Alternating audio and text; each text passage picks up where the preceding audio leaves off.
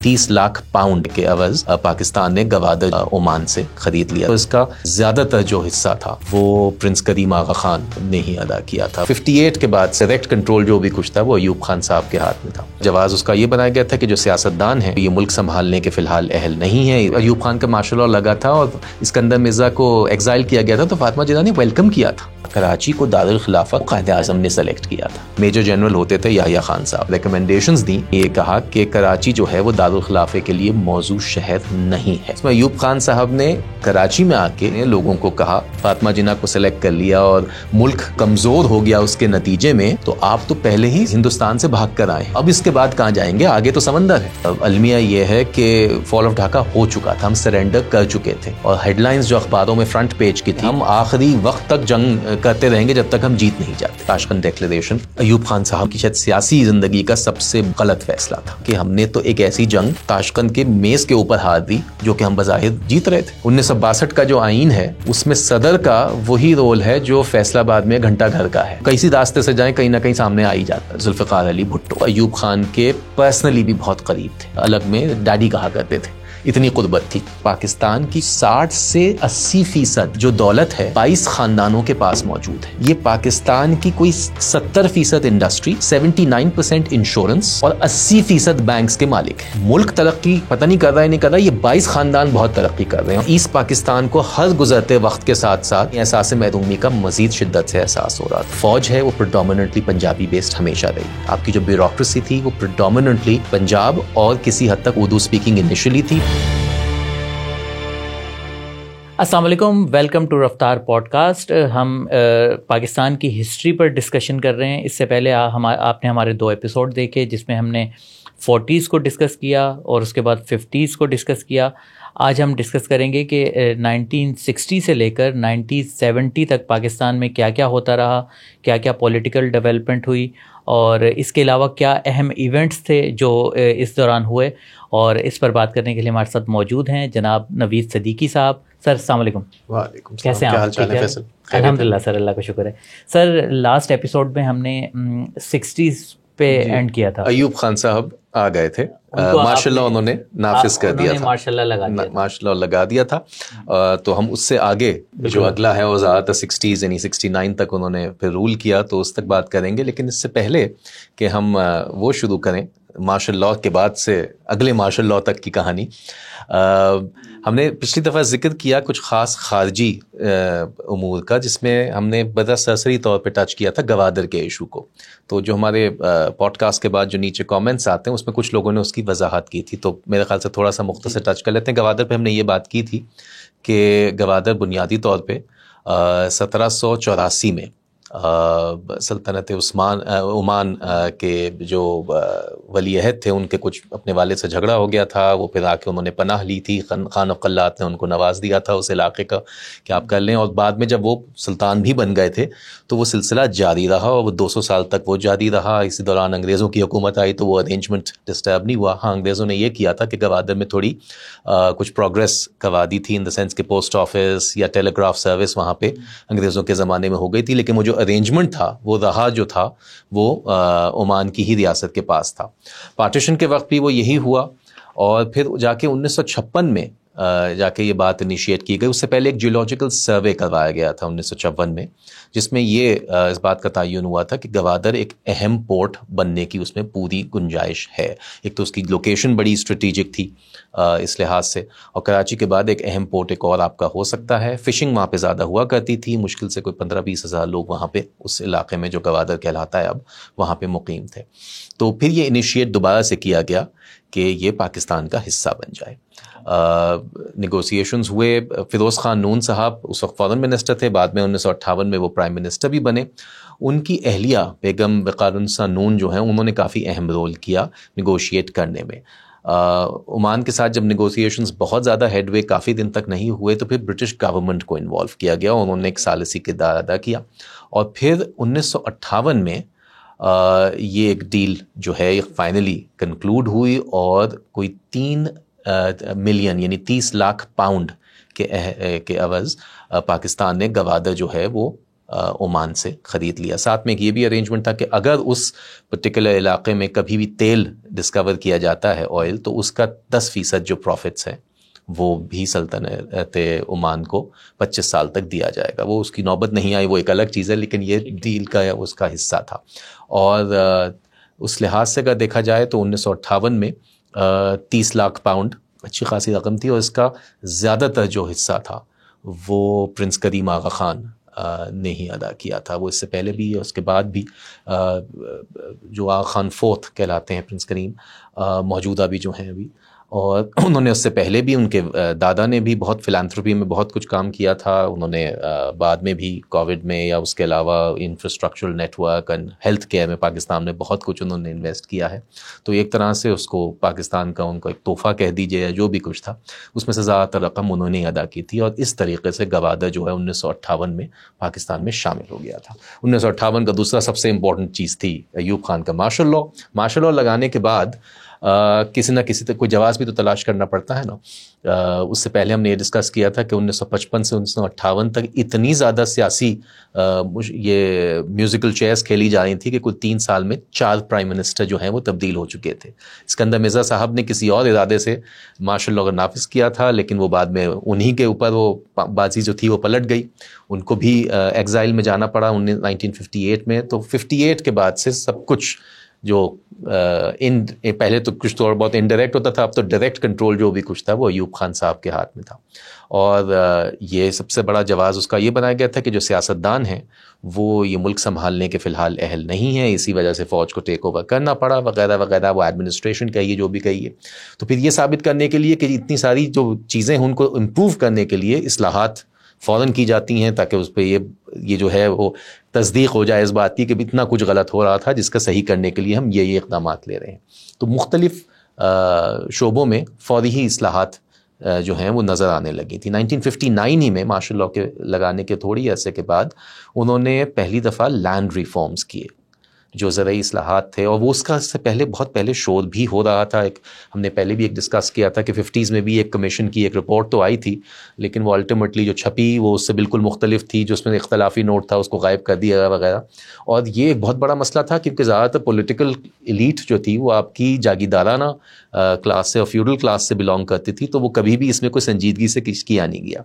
बहरहाल जो इस्लाहात हुए, लैंड रिफॉर्म्स 1959 के ज़रिए इस्लाहात हुए, उसमें बुनियादी तौर पे ये कहा गया कि कोई भी इनफरादी शख्स 500 एकड़ से ज़्यादा नहरी और 1000 एकड़ से ज़्यादा बारानी जो है वो ज़मीन अपने पास नहीं रख सकता. इससे ज़्यादा अगर उसके पास होगी तो वो हुकूमत की तहवील में आ जाएगी, और वो जो उस पर काश्त करते हैं मज़ारीन या जो हारी हैं वो उनको चली जाएगी. ऑन पेपर बहुत एक रेवोल्यूशनरी कस्म का स्टेप लगता है आप, लेकिन मसला ये है कि system is as good as जितना वो आप उसे इम्प्लीमेंट कर सकें. कागज़ पे तो बनाना या इस्लाहात नाफिज करना वो बहुत सारा होता है, लेकिन असल उसका प्रैक्टिकल इम्प्लीमेंटेशन क्या होता है. क्योंकि माशाल्लाह इतने सालों से हुकूमत में रहते रहते जो सारे आपकी फ्यूडल क्लास थी वो भी बड़ी अक्लमंद हो गई थी. नतीजा ये हुआ कि सब ने अपनी जो ज़मीनें हैं वो अपने आसपास की जो ख़ानदानी लोग हैं, औलाद को या बीवी बच्चे, उन सबको तो करना एक बड़ी नेचुरल सी बात पहले भी होती थी. ये तमाम सब ने उसी हदबंदी के हिसाब से जो मुख्तलिफ लोग थे उनके अहलो अयाल के, उसमें डिवाइड करके उनके नाम ट्रांसफ़र कर दी गई. और वो किसी ने पकड़ने की भी कोई बहुत ज़्यादा वो नहीं, हालांकि आराम से बताया जा सकता है ना कि एक आदमी के पास अगर सपोज़ करें 20,000 एकड़ है और वह अचानक उसके ख़ानदान के लोगों में वो बढ़ जाती है, तो ये तो कोई बहुत मुश्किल नहीं होता ट्रेस करने का. लेकिन बहरहाल नतीजा ये हुआ कि वो पूरी ड्राइव का जो मकसद था वो हुकूमत के हिस्से में मुश्किल से कोई 25 लाख एकड़ आई, जो पूरे रकबे का जो इरिगेटिंग लैंड है उसका 5% भी नहीं था. तो वो अगर वो मुंतकिल भी की गई कुछ हादियों में, कुछ मज़ारों के अंदर, तो वो कोई बहुत उसका फ़ायदा हुआ नहीं. 59 ही में एक अहम स्टेप ख़ास तौर पर कि जो शहर से मेरा और आपका ताल्लुक़ है उसके हवाले से ये है कि जून के अंदर ये फ़ैसला किया गया, एक कमेटी बनाई गई. उस वक्त मेजर जनरल होते थे याह्या खान साहब. उनको ये टास्क दिया गया कि वो एक सिफारिशात पेश करें कैबिनेट को, अयूब खान साहब को, उनकी कैबिनेट को, कि क्या कराची दारुल खिलाफा रहने के लिए मौजू है या नहीं. क्योंकि 47 से तो कराची ही दारुल खिलाफा था, तो अचानक इसका ख्याल क्यों आया कि उसकी मौजू होने का वो हो, या क्या वजूहात थी, वो तो एक अलग चीज़ है. बहरहाल تو وہ 3-4 مہینے اس کمیٹی نے کام کیا اور بعد میں جون 1959 میں انہوں نے یہ اپنی جو ریکمنڈیشنز دیں اس میں انہوں نے یہ کہا کہ کراچی جو ہے وہ دارالخلافے کے لیے موزوں شہر نہیں ہے. اچھا تو اس میں ریزنز بھی تو دیے جی اس میں ریزنز بہت سارے دیے گئے تھے. ایک تو جیوگرافکلی کہا گیا تھا کہ سمندر سے پروکسیمٹی جو ہے وہ اس کو ورنریبل کر دیتا ہے اٹیک کے لیے, کہ کوئی بھی اگر آپ کا دشمن, اور آپ کا دشمن اس وقت سب سے بڑا ایک ہی تھا ظاہر ہے بھی, جس سے آپ جنگ لڑ بھی چکے تھے اور آئندہ بھی لڑنے والے تھے, کہ وہ بحری اعتبار سے وہ ولنریبل ہو جاتا ہے بیکاز بالکل کوسٹل لائن ہے. اس کے علاوہ یہ بھی تھا کہ کراچی جب پارٹیشن کے وقت اتنی آبادی نہیں تھی, لیکن مہاجرین کا سب سے بڑا جو انفلکس ہوا تھا وہ کراچی ہی میں آ کے بسے تھے, تو اس کی وجہ سے جو پلاننگ ایک ہونی چاہیے آرگنائز طریقے سے وہ نہیں ہو پائی تھی. دوسرا ان کو یہ ایک ریزن دیا گیا جس کے کاؤنٹر آرگیومنٹس بہت سارے ہیں, کہ پورے پاکستان کے لیے وہ ایکسیس کراچی کا اتنا نہیں ہے جتنا کہ جو انہوں نے جگہ سلیکٹ کی اور ریکمینڈ کی وہ زیادہ ایکسیس ہے. اب اس میں ڈیبیٹیبل بات ہے بیکاز آپ پھر پورے ایسٹ پاکستان کو اگنور کر لیتے ہیں. ڈھاکہ سے بنسبت کشتی کراچی کا ایک بہت نیچرل وہ بنتا تھا. جس جگہ کی انہوں نے ریکمنڈیشن کی وہ انہوں نے بتایا کہ راولپنڈی کے قریب پوٹوہار کا جو سلسلہ ہے پہاڑیوں کا, اس میں مارگلا ہل کے دامن میں یہ بہت موزوں جگہ رہے گی ایک نئے سرے سے ایک فیڈرل کیپٹل کریٹ کرنا. اچھا یہ نام پہلے سے تھا اسلام آباد؟ جی نہیں, یہ اس کے بعد 4-5 ریکمنڈیشنز ہوئے تھے اور اگلے سال 1960 تک فائنلی اس کا نام جو ہے وہ اسلام آباد ہو گیا. اچھا اس ایریے میں شہر کا کوئی وجود نہیں تھا؟ اسلام آباد جو موجودہ ہے وہ بالکل کوئی شہر نہیں تھا. راولپنڈی تھا باقاعدگی سے شہر, بہت پرانا آباد والا شہر ہے. آرمی کا ہیڈ کوارٹرز پہلے سے موجود وہیں پہ تھا پنڈی میں. تو ایک شاید یہ بھی وجہ ہو سکتی ہے کہ قریب پروکسیمٹی رہے گی, تو وہ بھی ایک تھا. ایوب خان صاحب کا خود کا تعلق جو تھا وہ ہری پور سے تھا, تو پوٹوہار کے علاقے ان کا آبائی علاقہ بھی تھا. ایک وجہ شاید یہ بھی ہو سکتی ہے. کچھ حد تک لوگ اس کو ایٹریبیوٹ کرتے بھی رہے ہیں. اس کے بعد تو کم سے کم خاص طور پہ کراچی والے اس سے کسی حد تک تعصب کا بھی الزام دیا جاتا ہے. کسی نہ کسی حد تک یہ بات تھی کہ شاید جواز, کیونکہ economically Karachi by that time آپ کا سب سے پراسپرس اور سب سے مین اکنامک ایکٹیویٹی کا ہب آلریڈی ہو چکا تھا. جو یہ ریزنز ہیں کہ آرگنائز نہیں یا سمندر سے پروکسیمٹی, یہ ایسے ریزنز نہیں ہیں جن کی وجہ سے آپ اتنا بڑا اسٹیپ لیں. دوسرا اکنامک ریزن, آپ باقاعدگی سے ایک پورا نیا شہر آباد کریں گے, ایک شہر جو پہلے اس میں اس طرح سے انفراسٹرکچر موجود ہی نہیں تھا. آپ نے پورا وہ شہر کریٹ کیا, اور یہ بالکل صحیح بات ہے کہ وہ پلانڈ شہر بہت اچھی طریقے سے پلان آپ بعد میں کر سکتے ہیں, آپ نئے سرے سے کر رہے ہیں, لیکن اس کے لیے پیسے درکار ہوتے ہیں نا. ایک ایسے وقت جہاں پہ کوئی بہت زیادہ پیسوں کی فراوانی نہیں تھی آپ کے لیے, آپ نے اربوں روپے خرچ کیے, آپ نے ریلوکیٹ کیا پوری سرکاری انتظامیہ, مشینری, بیوروکریٹس, ان کے گورنمنٹ ورکرز, ان کے پورے خاندانوں کو آپ نے جا کے ریلوکیٹ کر کے ان کو وہاں پہ آباد کیا. یہ کوئی چھوٹا موٹا ٹاسک نہیں ہوتا. اچھا سر, ایسٹ سے رد عمل نہیں آیا یا کراچی والوں کے لیے بھی اچھا اقدام نہیں تھا یہ؟ تو کراچی کا تو ظاہر رد عمل کوئی بہت اچھا نہیں تھا, وہ تو فوراً ہی اس پہ ہوا, لیکن ایسٹ پاکستان سے بھی اس کا کافی نیگیٹو امپیکٹ آیا. ٹھیک ہے. اگر دیکھیے آپ کو یہ سوچنا ہمیں چاہیے نا کہ ہم وہ 1970 یا 71 میں جا کے جو ہوا وہ تو بالکل ہی انتہا تھی. ایسٹ پاکستان میں اس کا کافی شدید رد عمل آیا. انہوں نے بہت زیادہ اس کا, ان کو یہ لگتا تھا کہ یہ ان کی جو, کیونکہ جھوٹ اور پرائمری آپ کی ساری وہیں سے آتی تھی, تو یہ تمام جو پیسہ لگ رہا تھا یہ کہیں نہ کہیں وہی ملکی وسائل میں ہوتا جو کہیں اور لگتا.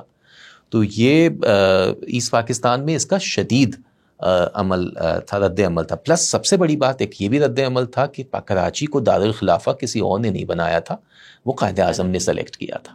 اور اس کی وجہ ہے, اس کی سیدھی وجہ یہ ہے, چودھری محمد علی کی ایک بعد میں اپنی آٹو بایوگرافی پبلش ہوئی تھی, اور چودھری محمد علی کیونکہ وزیر اعظم تو بعد میں ہوئے تھے لیکن قائد اعظم کے ساتھ وہ کیبنٹ میں بھی تھے جو 46 میں بنی تھی پارٹیشن کے وقت میں. تو وہ ان کی کتاب کے اندر یہ باقاعدگی سے ذکر ہے کہ کراچی کو سلیکٹ کرنے کی وجوہات جو ہیں وہ یہ تھی کہ پہلے ہی یہ ڈٹرمن تو ہو گیا تھا کہ جو پروونشل کیپٹل ہے وہ آپ کو ویسٹ پاکستان میں رکھنا پڑے گا. یہ ڈیسائیڈ قائد اعظم کیا تھا.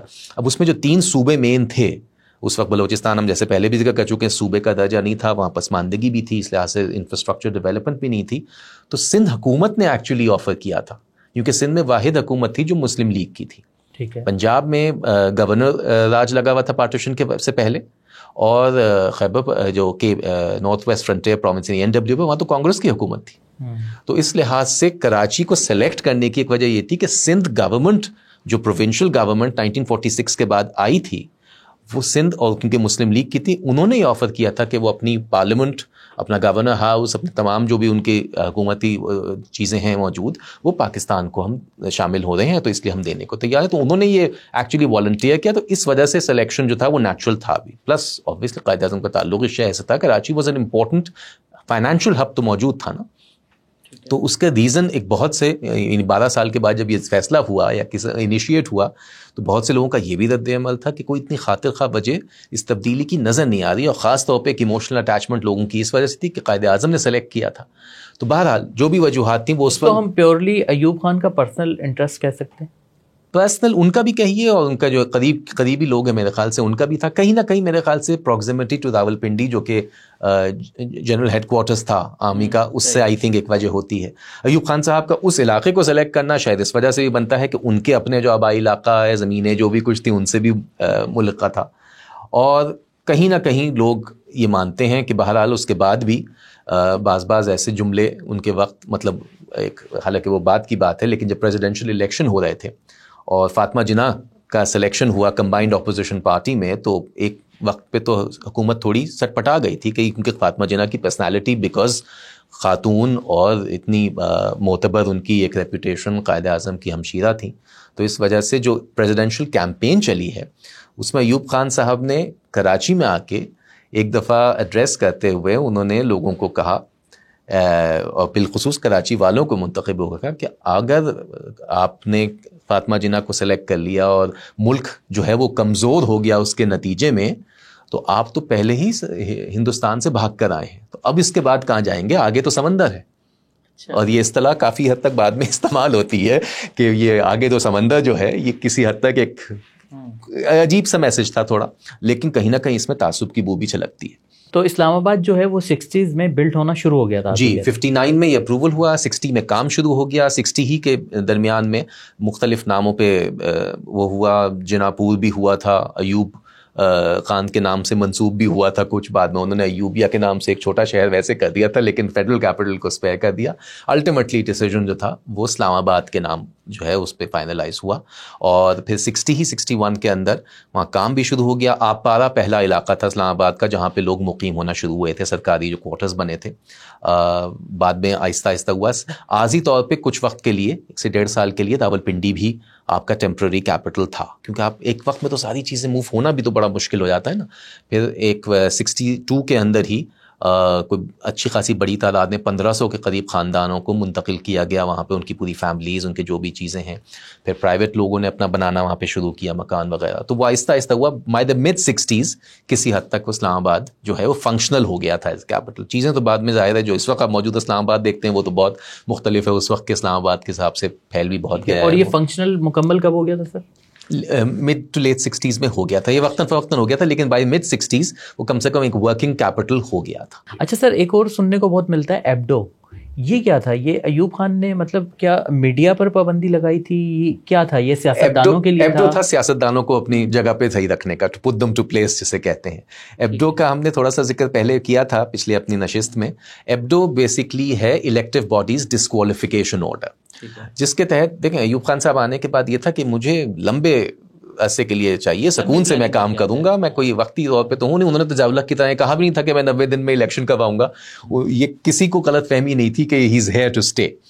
تو انہوں نے کہا اب یہ سیاستدان بلا وجہ پریشان وغیرہ کریں گے, تو ایبڈو کی کارروائی شروع کی گئی فوراً ہی. یہ جو اصلاحات لائے تھے گئے تھے ان میں سے ایک یہ بھی تھا کہ اس پرٹیکولر آرڈر کے تحت الزامات کچھ بھی لگیں, وہ چاہے میل پریکٹسز ہوں, وہ کوئی بھی آپ کو کوئی کورٹ کا وہ ہو, تو اس میں 6 سال کے لیے آپ نااہل ہو جائیں گے سیاست سے.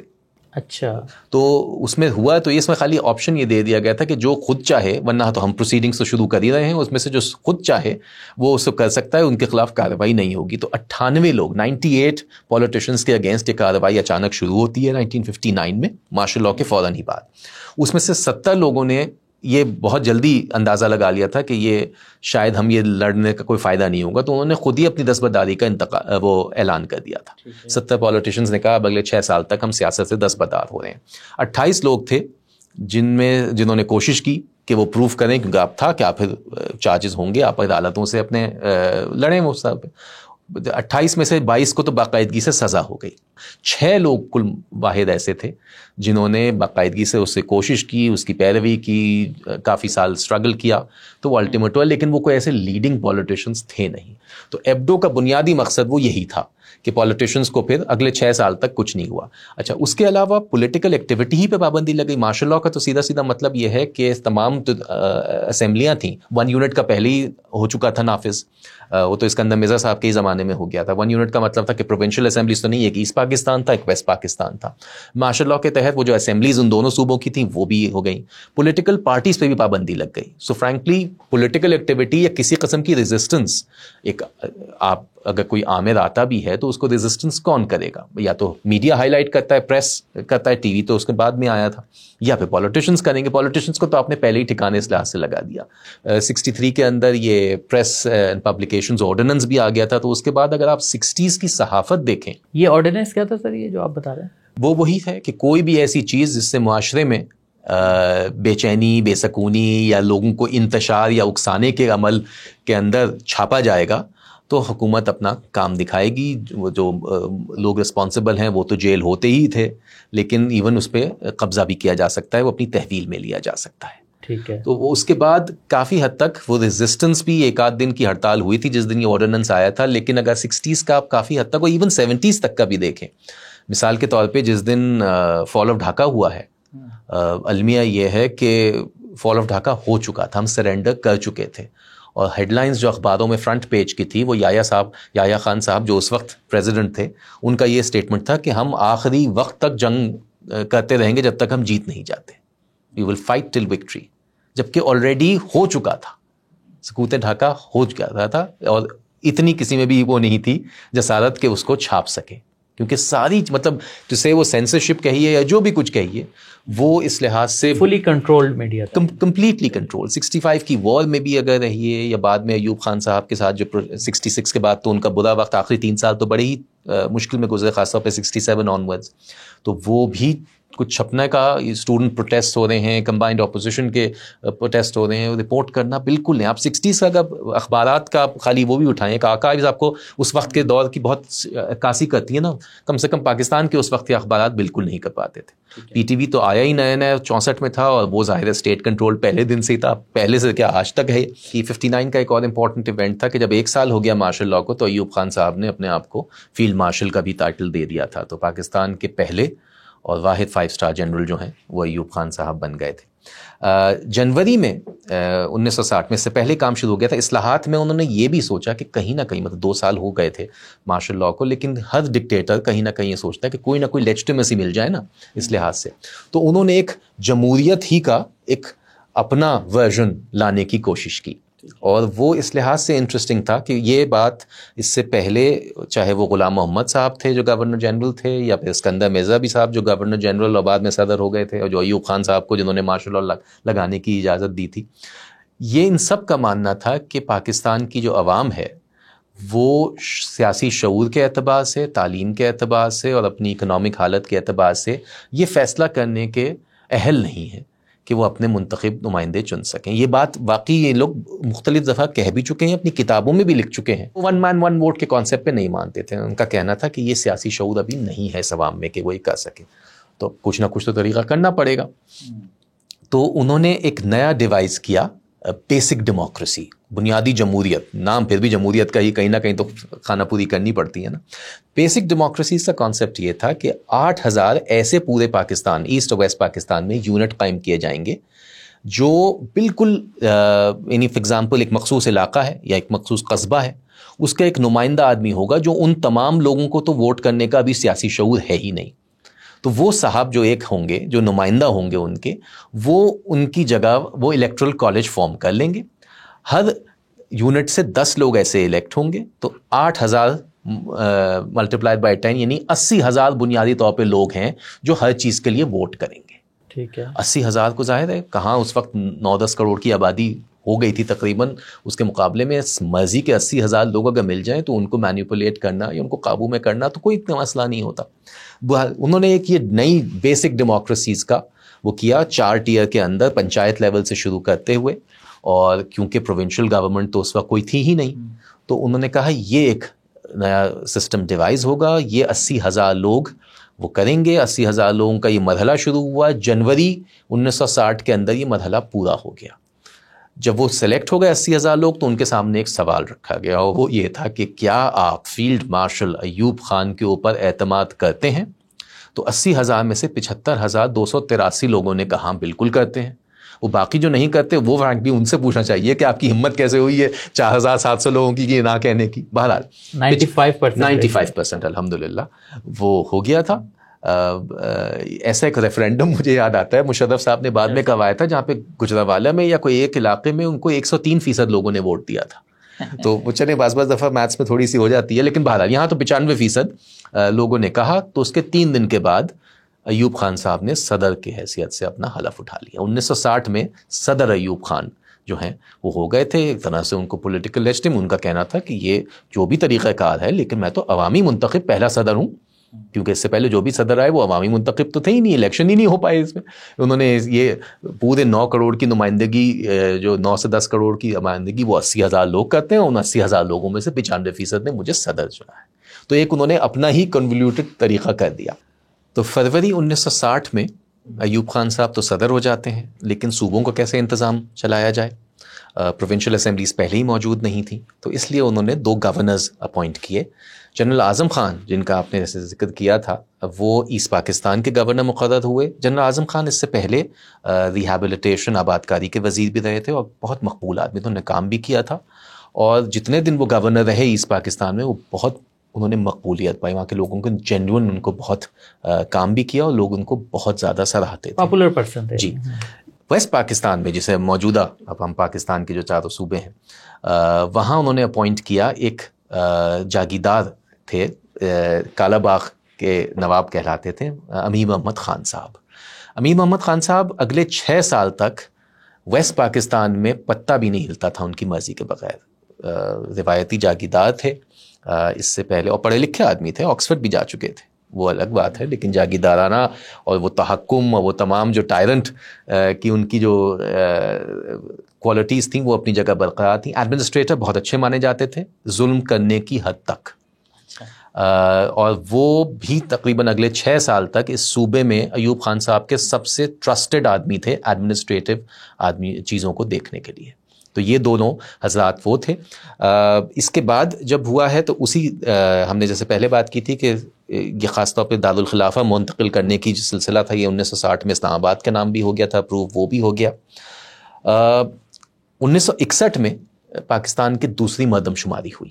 پہلی تو کوئی 10 سال پہلے ہوئی تھی, اس کا ہم نے ذکر بھی کیا تھا, اور اس کے مطابق پاکستان کی آبادی تقریباً کوئی 9 کروڑ 28 لاکھ تک پہنچ گئی تھی. یعنی تناسب تقریباً وہی تھا, کوئی 55 سے 56% لوگ ایسٹ پاکستان میں تھے اور کوئی 45% کے آس پاس ویسٹ پاکستان میں موجود تھے. تو تناسب تو چینج نہیں ہوا, لیکن 10 سال کے اندر کوئی 1 کروڑ 90 لاکھ لوگوں کی آبادی میں اضافہ ہوا جو 23% ہے. اور یہ مسئلہ بہت بڑی تعداد تو ہمارے ایسے لوگ ہیں جو مسئلہ اسے مانتے ہی نہیں ہیں, لیکن یہ اس تناسب سے آبادی کا اضافہ یہ آج تک اس میں سے اضافہ ہی ہوا ہے, مزید اس میں کچھ کنٹرول کرنے کی ہم کوشش نہیں رہی ہے. ایک اور جو اصلاحات کی ہم نے بات کی اس میں 1961 ہی میں ایک مسلم لاز آرڈیننس پاس کیا تھا, فیملی لاز کا جو ہے, اور یہ اپنے واقعی حقوق کے اعتبار سے خواتین کو خاص طور پہ پروٹیکشن دینے کے اعتبار سے یہ گراؤنڈ بریکنگ ہے. یہ اس زمانے کے اگر کوئی بھی مسلم کنٹریز میں اتنی خواتین کو فیملی لاز کے تحت اتنی اچھی اور پروگریسو لاز واقعی نہیں مانے جاتے. بہت سے ملکوں میں تو آج بھی نہیں مانے جاتے. 1961 سے پہلے جو نکاح یا طلاق کے جو بھی طریقہ کار تھا وہ کوئی اس کا ٹریک ریکارڈ یا پیپر ورک نہیں ہوتا تھا. اچھا, یعنی تو نکاح نامہ بھی نہیں ہوتا تھا؟ نہیں, ویسے مطلب کوئی سرکاری اعتبار سے اس کا کوئی تعلق تھا نہیں. اچھا, آپ نے نکاح کیا جیسے آپ بلاتے ہیں کسی امام کو یا مولوی کو, وہ ہو جاتا تھا, لیکن جو ایک سرکاری طریقے سے آپ کو وہ جمع کروانا پڑتا ہے, وہ کاؤنسل کے لیول پہ ہو, وہ لوکل باڈیز کے ہو, وہ کنٹونمنٹ کے ہو, جو بھی رجسٹرڈ نکاح وہاں ہوتے ہیں اب تو. جی وہ آپ ہوتے ہیں, یہ اس کے بعد نافذ ہوا تھا, اس سے پہلے نہیں ہوتا تھا.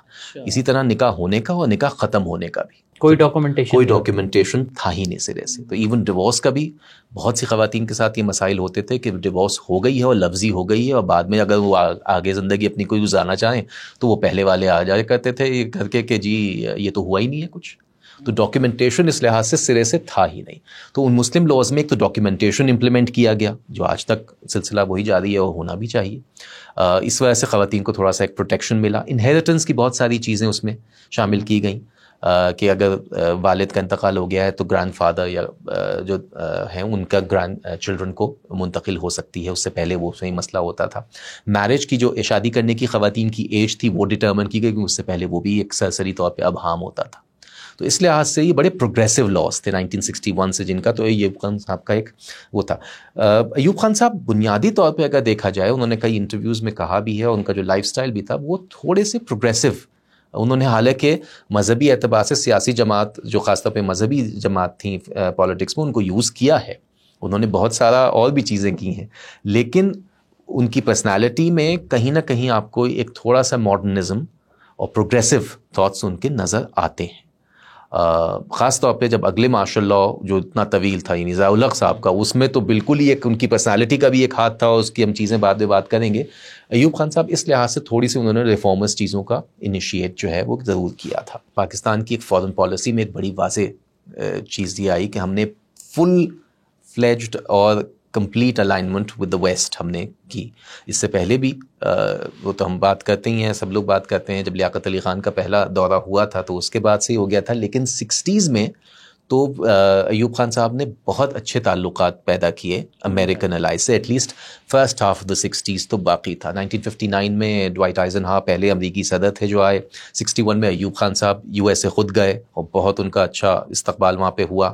61 میں ہی میں ملکہ برطانیہ بھی آئیں, اس کا پولیٹیکل نہیں لیکن ایک ویسے اہمیت ہوتی ہے ہیڈز آف اسٹیٹ جب آتے ہیں.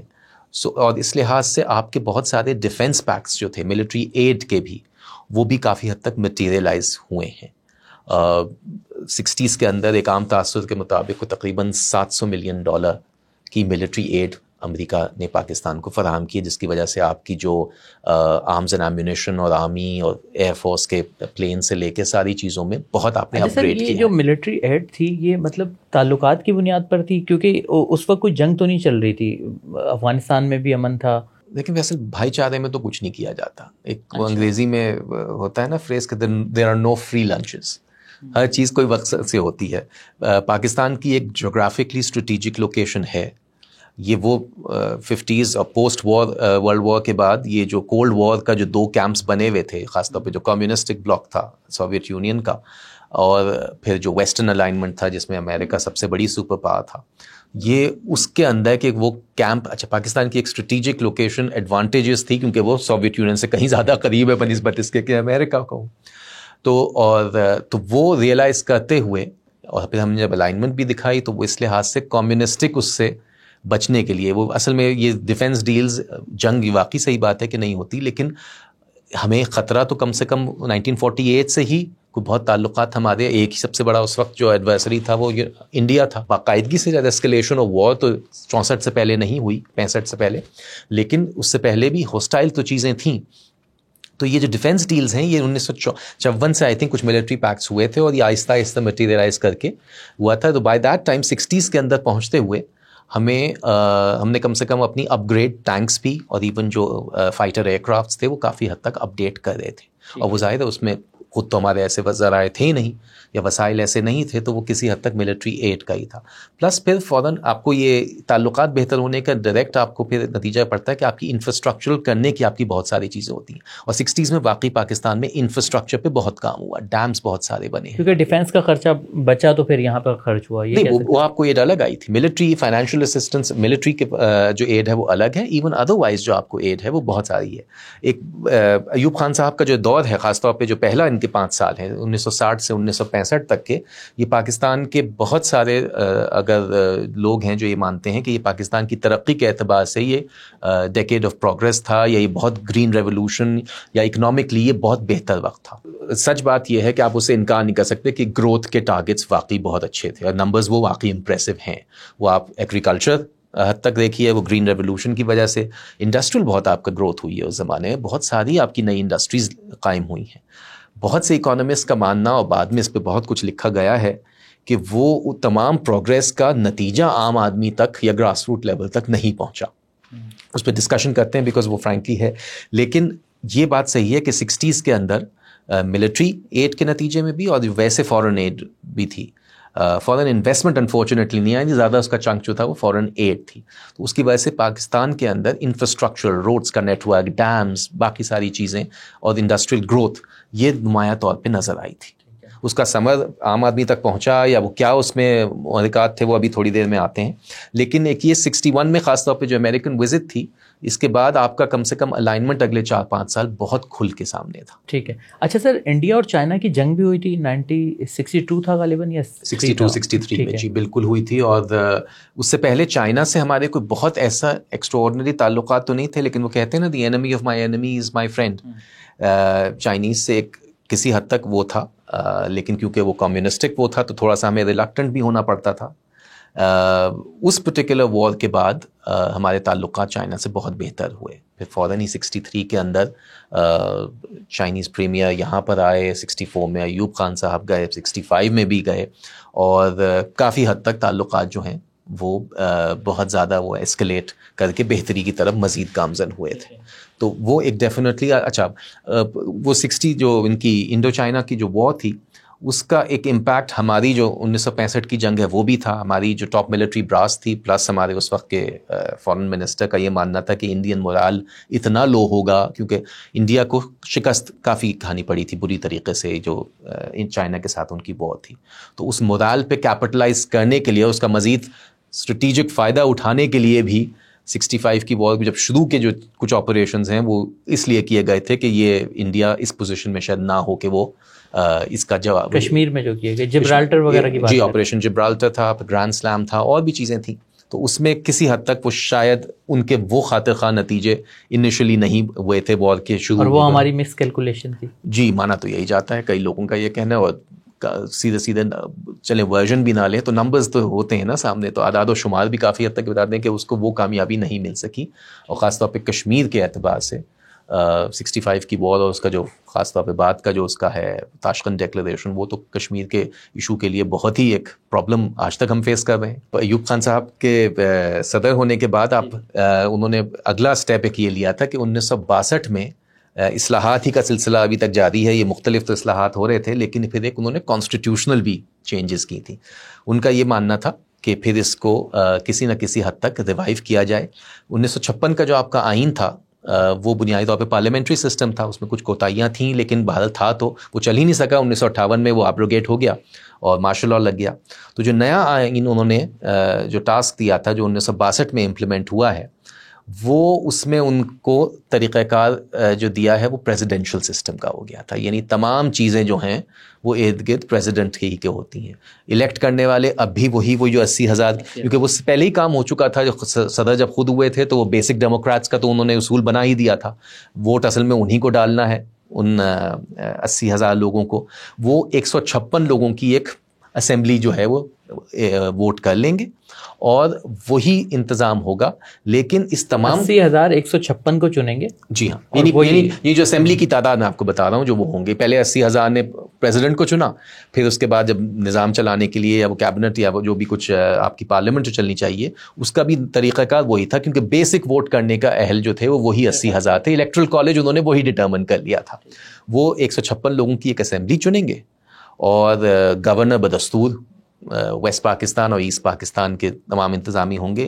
صدر صاحب کو ہی یہ اختیار حاصل ہوگا کہ جب وہ پارلیمنٹ کا سیشن بلائیں گے, وہ نہیں بلانا چاہتے, وہ اس کو منسوخ کرنا چاہتے ہیں, وہ اسمبلی تحلیل کرنا چاہیں, وہ گورنرز کی اپوائنٹمنٹ, ان کی رخصتی, سب کچھ کے لیے وہی ذمہ دار تھے. بلکہ بہت سارے مبصرین مذاق میں اس زمانے میں کہا کرتے تھے کہ 1962 کا جو آئین ہے اس میں صدر کا وہی رول ہے جو فیصلہ آباد میں گھنٹہ گھر کا ہے, کیونکہ کسی راستے سے جائیں کہیں نہ کہیں سامنے آ ہی جاتا ہے. تو وہ تمام چیزوں کا ان سے ہی تعلق ہو گیا تھا. یہ وہی دستور ہے جب 1962 میں امپلیمنٹ ہوا, تو جس پہ حبیب جالب صاحب نے بہت اپنی مشہور نظم میں نہیں مانتا, جی اس ایسے دستور کو صبح بے نور کو میں نہیں مانتا, میں نہیں مانتا. آپ پریشان نہ ہوں, میں بالکل ترنم میں گاؤں گا نہیں, کچھ کام ہمیں وزیر اعظم کے لیے بھی تو چھوڑنے چاہیے نا. یہ آپ کا ہو جاتا ہے الیکٹ. اس میں سب سے بڑی جو جیسے میں نے کہا کہ یہ اس آئین میں ایک سب سے بڑی جو پازیٹیو واحد چیز وہ یہ تھی کہ پولیٹیکل پارٹیز کو دوبارہ فنکشنل ہونے کی اجازت مل گئی تھی. ٹھیک ہے, تھوڑا سا روم ملا یعنی. جی, کچھ واحد یہ ملا کیونکہ وہ اور کوئی طریقہ کار موجود نہیں تھا نا, تو وہ انٹرنیشنل پریشر بھی ہوگا کچھ. انٹرنیشنل پریشر ہوتا تو یہ بیسک ڈیموکریسی کی چیز ہوتی ہی نہیں. اور مسئلہ یہ ہے کہ اس وقت اگر آپ ویسٹ کے یہ وہ ہیں, آپ کو ضرورت ہے, تو پھر بہت ساری چیزوں سے آپ کو استثناء مل جاتی ہے. ٹھیک ہے. آپ کو یاد ہوگا مشرف صاحب نے بھی انیشلی ایک بیسک ڈیموکریسیز کا ہی ایک ماڈیفائڈ ورژن کر کے وہ امپلیمنٹ کرنے کی کوشش کی, الیکشن کروائے تھے. جی. دیکھیے, کوئی بھی آدمی جو نیچرلی آرگینکلی نہیں آتا وہ کبھی بھی پروونشل اسمبلیز کو امپاور نہیں کریں گے, کیونکہ وہاں سے ریزسٹنس آتی ہے نا. ہو سکتا ہے 25 لوگ میرے حق میں دیں, 50 لوگ میرے خلاف دیں, میں ہائپوتھیٹکلی وہ جو گراس روٹ لیول کے اس پہ آئیڈیلی بہت اچھا لگتا ہے سننے میں کہ بالکل نچلی سطح پہ ہونا چاہیے, لیکن وہ کنٹرول کرنا یا اس کا جو میکینزم بنانا اس میں اصل میں ہوتا ہے, کیونکہ ان کو پتا ہے کہ میری اپنی کوئی الیکٹرل اسٹرینتھ تو ہے نہیں. پولیٹیکل پارٹیز کو آپ لاکھ چیزوں کے لیے ذمہ دار ٹھہرائیے, ایک آرگینکلی گراس روٹ لیول پہ ان کا ایک پارٹی بیس, اس کا سپورٹر ووٹر بنتا ہے نا. وہ سالوں کا ہو, وہ ڈیکیڈز کا ہو. پیپلز پارٹی 67 میں بنی, نون لیگ کسی نہ کسی فارم میں, اس فارم میں دیکھیے تو مڈ 80 سے تو وجود میں ہے. پی ٹی آئی کو بھی اب جس طریقے سے بھی دیکھا جائے 14-15 سال تو ہو چکے ہیں ایفیکٹولی مین اسٹریم میں ہوئے ہوئے. اور بھی جو پولیٹیکل پارٹیز ہیں, MQM بہرحال ایک سیاسی حقیقت تو ہے, وہ جیسی بھی حقیقت لوگوں کے لیے پریشان کن تھی وہ ایک الگ چیز ہے, لیکن سیاسی حقیقت تھی. یہ کبھی بھی سوٹ نہیں کرتا کوئی ملٹری ڈکٹیٹرز کو, کبھی بھی ڈکٹیٹرز کو یا آمروں کو یہ کبھی سوٹ نہیں کرتا. تو وہ اس لیے ہمیشہ یہ ایک بیسک ڈیموکریسی کہیے یا وہ گراس روٹ لیول کا بہانہ کیجیے, وہ یہ ضرور نافذ کرتے ہیں. بہرحال ایوب خان صاحب نے وہ کیا, وہ نافذ ہو گیا, لیکن اس کے مجبوراً ان کو بھی ایک پولیٹیکل پارٹی قائم کر کے اس کا حصہ بننا پڑا. اس سے پہلے تو وہ نہیں کر رہے تھے. تو بہرحال 4 سال کے بعد پاکستان میں مارشل لاء ختم ہو گیا تھا, کیونکہ صدر صاحب ہو گئے تھے, ایک نیا آئین آ گیا تھا, اس کے تحت وہ ساری چیزیں سو کالڈ جمہوریت آ گئی تھی. جی بالکل, وہ سارے ٹکس جو تھے وہ ہو گئے تھے. 63 کے اندر ہی ایک اور امپورٹنٹ ایونٹ یہ ہوتا ہے کہ آپ کے جو فارن منسٹر تھے محمد علی بوگرا, جو ایک وقت میں اسکندر مرزا صاحب کے وقت میں وزیر اعظم بھی رہے تھے, پھر بعد میں واپس ایمبیسڈر ہو کے امریکہ واپس چلے گئے تھے, پھر فارن منسٹر بن گئے تھے, ان کا اچانک انتقال ہو گیا اور پاکستان کے فارن منسٹر بن گئے ذوالفقار علی بھٹو. بھٹو صاحب 1958 سے کیبنٹ میں تو موجود تھے, انفارمیشن کے منسٹر رہے, آئی تھنک انڈسٹریز کے بھی کچھ وقت رہے, لیکن یہ ان کے لیے بڑا ایک چیلنجنگ اسائنمنٹ تھا 1963 میں جب محمد علی بوگرا صاحب ہوتے ہیں. وہ بائی دیٹ ٹائم وہ ایوب خان کے پرسنلی بھی بہت قریب تھے. کچھ اکاؤنٹس بتاتے ہیں کہ وہ ان کو اکیلے الگ میں ڈیڈی کہا کرتے تھے, اتنی قربت تھی. آئی ڈونٹ نو, یہ باتیں ذرا کچھ کتابوں میں ہیں کچھ کتابوں میں نہیں ہیں, لیکن ان کے واقعی وہ ایوب خان کے اسٹار فیورٹس میں بلو آئیڈ بوائے سمجھے جاتے تھے اس وقت. 63 ہی میں انہوں نے ایز اے فارن منسٹر کچھ مہینے کے بعد ہی انہوں نے امریکہ کا دورہ کیا, جہاں ان کی ملاقات ہوئی جان ایف کینیڈی سے. تو اسٹینلی والپرٹ کی ایک بایوگرافی بھٹو کے اوپر انہوں نے لکھی ہے, زلفی بھٹو آف پاکستان. اس میں ایک بڑا دلچسپ چھوٹا سا واقعہ ہے. جب ملاقات ہوئی تو بنیادی طور پہ پاکستان کو اعتراض تھا کہ اب امریکہ نے اچانک انڈیا کو آرمز اینڈ ایمونیشن سیل کرنا شروع کر دیے تھے, اور پاکستان کا یہ ماننا تھا کہ یہ آرمز اینڈ ایمونیشن یہ پاکستان کے خلاف وہ یوز کرے گا, اور ہم نے جتنی تابع داری دکھائی تھی تو یہ شکوہ بنتا ہے کہ جی اب کوئی ہماری کچھ خدمات میں کوئی کمی رہ گئی کہ آپ یہ کر رہے ہیں وغیرہ وغیرہ. تو بہرحال وہ اچھا امپورٹنٹ ڈسکشن ہوا. پلس انہوں نے وہ بھی انیشیٹ کیا کہ اگر آپ چائنا سے کچھ تعلق آپ کو ماننا پڑے گا سونر اور لیٹر, اور اگر آپ کچھ چاہ رہے ہیں تو ہم ثالثی اس میں کر سکتے ہیں. تو یہ باتیں تھیں. تو اس میٹنگ کے بعد John F Kennedy was very impressed with Bhutto, تو انہوں نے ان سے ذکر کیا, اور یہ بک میں لکھا ہوا ہے, یہ سنی سنائی بات نہیں ہے اسٹینلی والپرٹ کی, کہ جان ایف کینیڈی نے بھٹو سے کہا کہ اگر آپ امریکی ہوتے تو آپ میرے کیبنٹ کا حصہ ہوتے. تو بھٹو صاحب حاضر جواب تو بہت تھے, تو انہوں نے کہا دیکھیے مسٹر پریزیڈنٹ, اگر میں امریکی ہوتا تو میں شاید آپ کی جگہ ہوتا.